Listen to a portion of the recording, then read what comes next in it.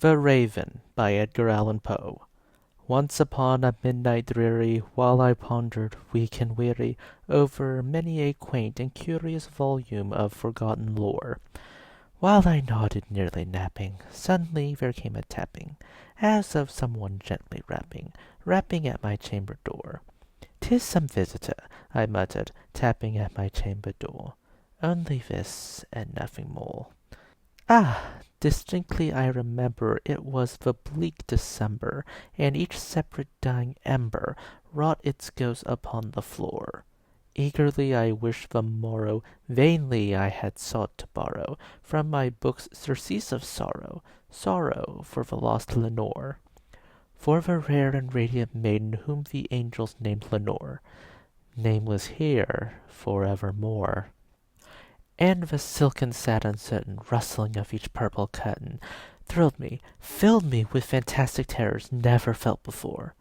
So that now, to still the beating of my heart, I stood repeating, "'Tis some visitor entreating entrance at my chamber door, some late visitor entreating entrance at my chamber door. This it is, and nothing more." Presently my soul grew stronger, hesitating then no longer. "Sir," said I, "or madam, truly your forgiveness I implore. But the fact is I was napping, and so gently you came rapping, and so faintly you came tapping at my chamber door, that I scarce was sure I heard you. Here I opened wide the door. Darkness there, and nothing more." Deep into that darkness peering, long I stood there wondering, fearing, doubting, dreaming dreams no mortal ever dared to dream before. But the silence was unbroken, and the stillness gave no token, and the only word there spoken was the whispered word, "Lenore?" This I whispered, and an echo murmured back the word, "Lenore." Merely this, and nothing more. Back into the chamber turning, all my soul within me burning, soon again I heard a tapping somewhat louder than before. "Surely," said I, "surely that is something at my window lattice. Let me see, then, what thereat is, and this mystery explore. Let my heart be still a moment, and this mystery explore. 'Tis the wind, and nothing more." Open there I flung the shutter, when, with many a flirt and flutter, in there stepped a stately raven of the saintly days of yore. Not the least obeisance made he, not a minute stopped or stayed he, but with the mien of lord or lady, perched above my chamber door, perched upon a bust of Pallas, just above my chamber door, perched and sat, and nothing more. Then this ebony bird beguiling my sad fancy into smiling, by the grave and stern decorum of the countenance it wore, "Though thy crest be shorn and shaven, thou," I said, "art surely no craven, ghastly, grim, an ancient raven, wandering from the nightly shore. Tell me what thy lordly name is, on the night's Plutonian shore." Quoth the raven, "Nevermore." Much I marvelled this ungainly fowl to hear discourse so plainly, though its answer little meaning, little relevancy bore, for we cannot help agreeing that no living human being ever yet was blessed with seeing bird above his chamber door, bird or beast upon the sculptured bust above his chamber door, with such a name as Nevermore. But the raven sitting lonely on that placid bust spoke only that one word, as if his soul in that one word he did outpour. Nothing farther than he uttered, not a feather than he fluttered, till I scarcely more than muttered, "Other friends have flown before, on the morrow he will leave me, as my hopes have flown before." Then the bird said, "Nevermore."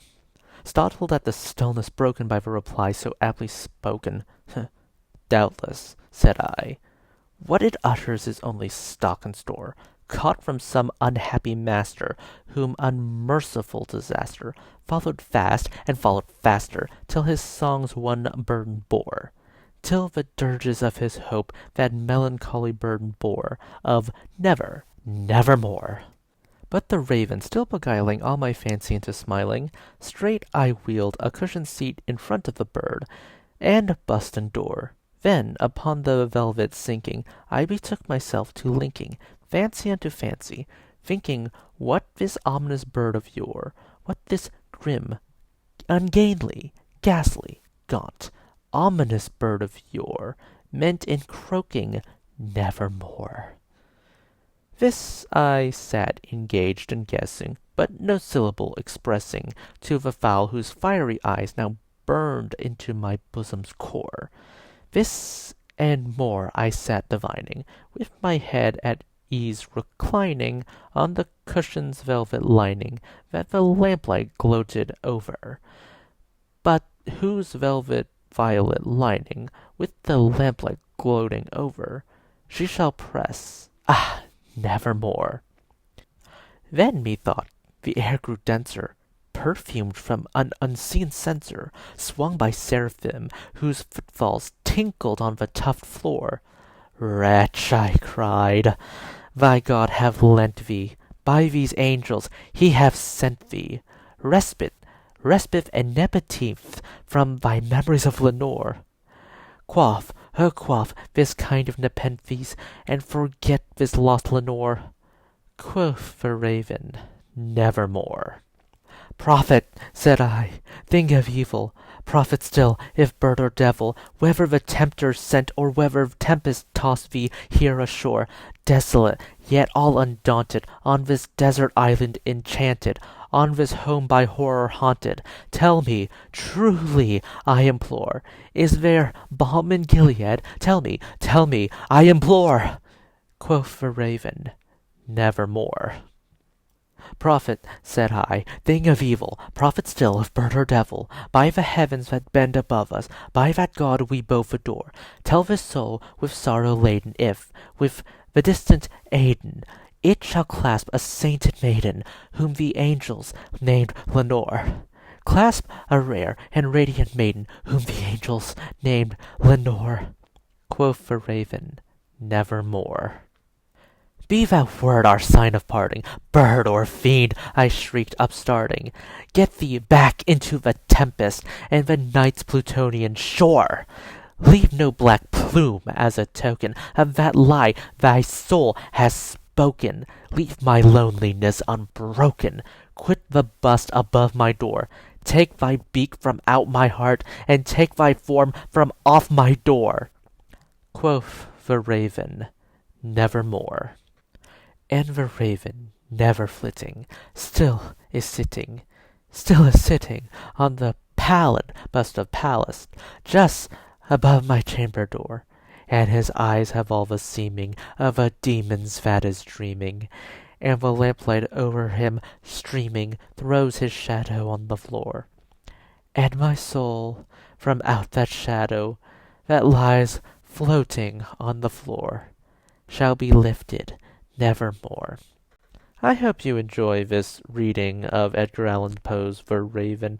If you enjoyed this, please consider liking, subscribing, tipping the channel on Ko-fi. This is Cyril signing off.